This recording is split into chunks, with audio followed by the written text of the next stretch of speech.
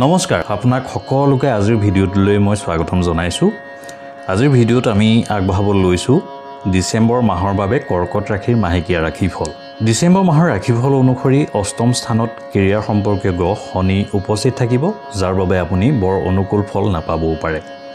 ইয়াৰ বাহিৰেও আপোনাৰ দশম স্থানৰ অধিপতি মংগল ৰেট্ৰগেট গতিত থাকিব।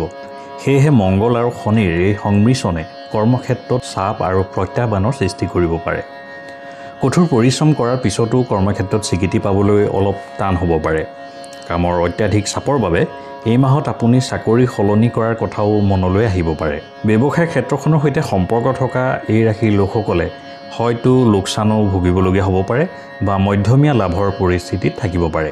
আপুনি আপোনাৰ প্ৰতিযোগীৰ পৰা কঠিন প্ৰতিযোগিতাৰ সন্মুখীন হ'ব।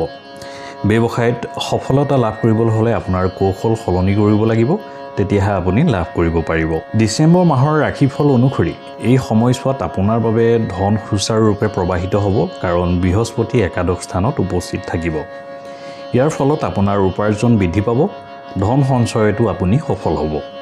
চাকৰিত পদোন্নতি পাব পাৰে, যাৰ বাবে দৰমহা বৃদ্ধি বা অন্যান্য সুবিধাও পাব পাৰে। এই মাহত আপোনাৰ আৰ্থিক জীৱন সুৰক্ষিত হৈ থাকিব।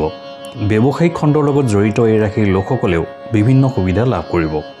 ব্যৱসায়ত আপোনাৰ কৌশল আনৰ বাবে আদৰ্শ হৈ পৰিব। ব্যৱসায়ত আপোনাৰ প্ৰতিযোগীসকলে আপোনাৰ কৌশল দেখি আচৰিত হ'ব। এই মাহত প্ৰেম আৰু বৈবাহিক জীৱনত ফলপ্ৰসূ ফল লাভ কৰিব, কাৰণ বৃহস্পতি একাদশ স্থানত অৱস্থিত হ'ব।